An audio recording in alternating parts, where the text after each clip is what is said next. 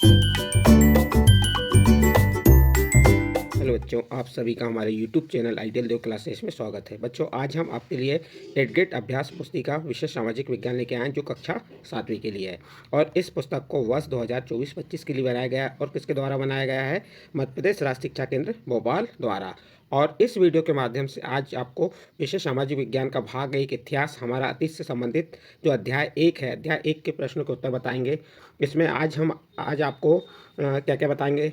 सही विकल्प बताएंगे, खालिस्तान बताएंगे, रिक्त स्थान जो है आपके, और अति लघुत्तरी, लघुत्तरी और दीर्घोत्तरी प्रश्नों के उत्तर बताएंगे। तो चलिए, अध्याय 1 में क्या दिया हुआ है? अध्याय 1 है प्रारंभिक कथन, हजारों वर्षों के दौरान हुए परिवर्तनों की पड़ताल। और ये आपका सामाजिक विज्ञान का जो भाग 1 हमारा अतीत 2 इतिहास के अंतर्गत का अध्याय है। इसे 3 भागों में बांटा गया है। एक इतिहास है, दूसरा आपका भूगोल है, तीसरा जो राजनीतिक जीवन या नागरिक शास्त्र होता है वह है। तो इस प्रकार से आज हम अध्याय 1 का अध्ययन करेंगे। अध्याय 1 में क्या दिया है, चलिए देखते हैं। अध्याय 1 में ऊपर दिया चित्र सिंचाई की किस प्रौद्योगिकी का है? बच्चों, आपको इस चित्र को देखना है और इस चित्र के बारे में बताना है कि ये सिंचाई की किस प्रौद्योगिकी का है। ए नंबर चरखा, B number tubewell, C number रहट और डी नंबर नलकूप। तो इसका सही आंसर आ जाएगा सी नंबर रहट। नेक्स्ट क्वेश्चन देखिए, क्वेश्चन नंबर 2, पांडुलिपियों को किस स्थान पर रखा जाता था? प्रश्न क्या है आपका? पांडुलिपियों को किस स्थान पर रखा जाता था? ए नंबर भवन में, बी नंबर महल में, सी नंबर सभागार में और डी नंबर अभिलेखागार में। तो इसका सही आंसर आ जाएगा आपका डी नंबर अभिलेखागार। नेक्स्ट क्वेश्चन है, मध्य युग में आने वाला कोई भी अनजाना व्यक्ति जो उस समाज या संस्कृति का ना हो कहलाता था। प्रश्न क्या है आपका?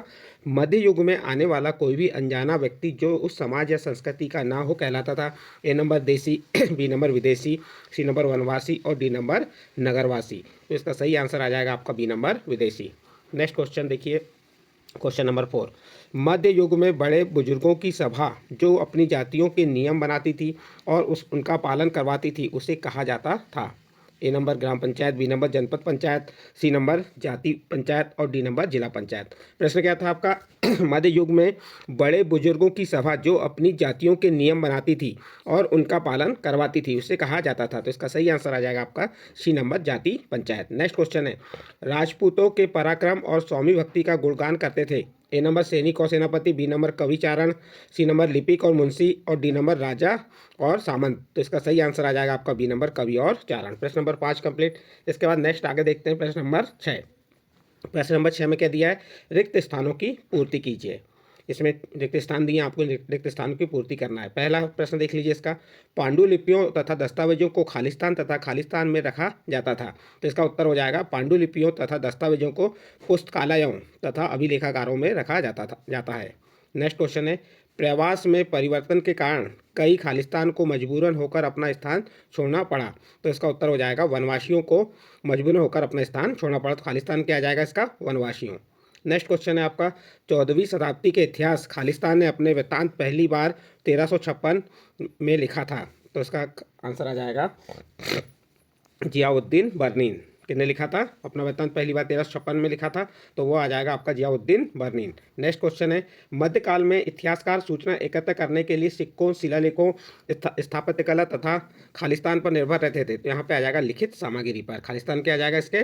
लिखित सामग्री। नेक्स्ट क्वेश्चन, पांडुलिपियों की प्रतिकृति पांडुलिपियों की प्रतिकृति बनाने वाले खालिस्तान या खालिस्तान कहलाते थे। तो आपका आंसर हो जाएगा पांडुलिपि की प्रतिकृति बनाने वाले लिपिक और नकल नवीस कहलाते थे।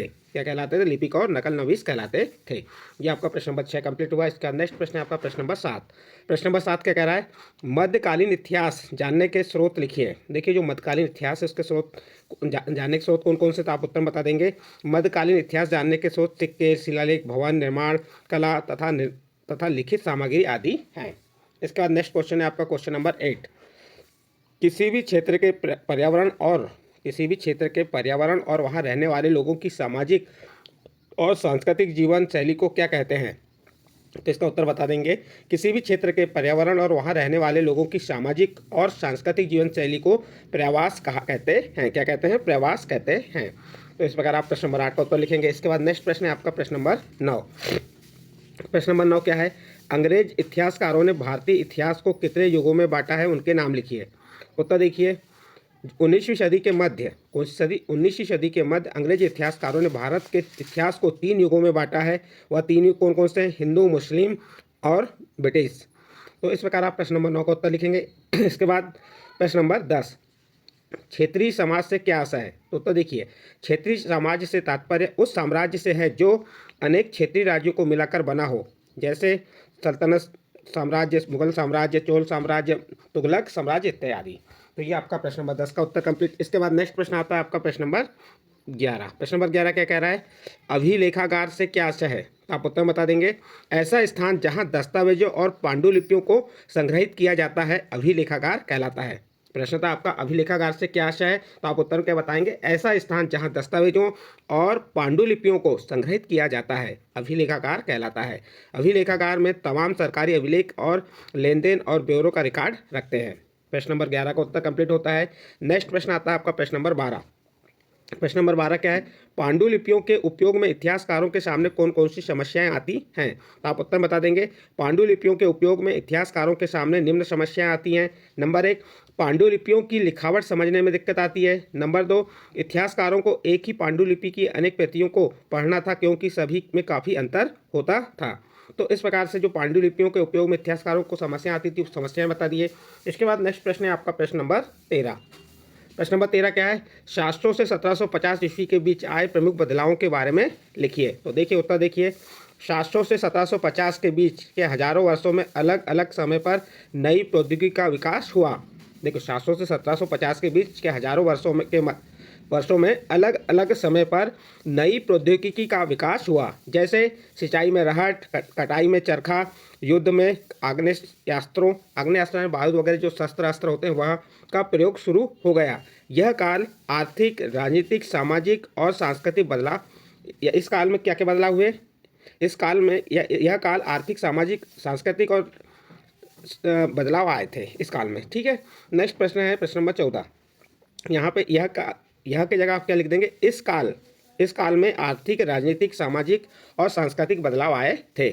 इस प्रकार से आपका प्रश्न नंबर 13 कंप्लीट हुआ। इसका प्रश्न नंबर 14, इतिहासकार समय को केवल घड़ी या कैलेंडर की तरह नहीं देखते थे, कैसे? समझाइए। तो देखिए इसका उत्तर क्या हो जाएगा? इसका उत्तर इतिहासकार समय को केवल घड़ी या कैलेंडर की तरह नहीं देख रहे, यानी कि केवल घंटों या दिन या वर्षों के बीतने के रूप में ही नहीं देखते हैं। उनका नज़रिया यह है कि समय सामाजिक और आर्थिक संगठन में आने वाले परिवर्तनों को झलकाता है।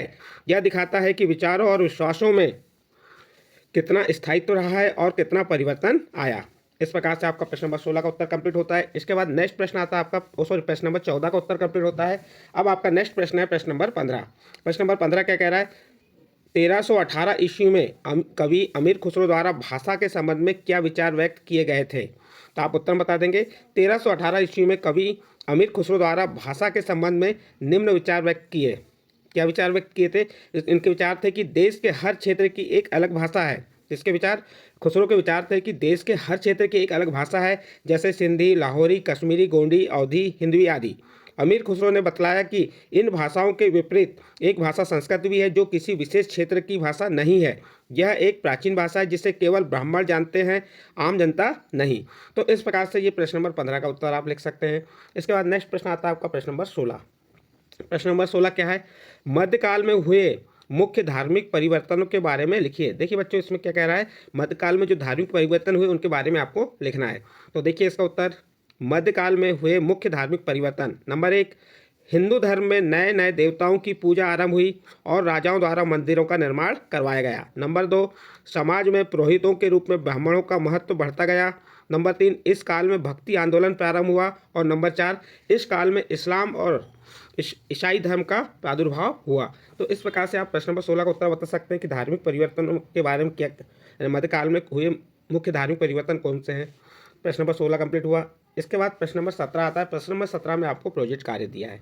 तो देखिए प्रोजेक्ट कार्य में क्या दिया है? आपके ग्राम या शहर अथवा जिले की ऐतिहासिक इमारतों के चित्र एकत्र कीजिए, वह उनके बारे में निम्नांकित विवरण लिखिए। देखिए बच्चों, इसमें क्या कह रहा है? आपके ग्राम यानी आपका जो गांव है या जो शहर है जहाँ रहते हैं आप, अथवा जो जिला है कि ऐतिहासिक इमारतें, जो पुरानी इमारतें हैं के चित्र एकत्रित कीजिए, वह उनके बारे में निम्नांकित विवरण लिखिए। आप जो भी चित्र ऐतिहासिक इमारतों का एकत्रित कर रहे हैं उसके बारे में आपको यहाँ पे लिखना है। जैसे मैंने यहाँ पे किसके बारे में बताया हूँ, ये एक चित्र है, ये सांची का स्तूप है, इसके बारे में बताया हूँ।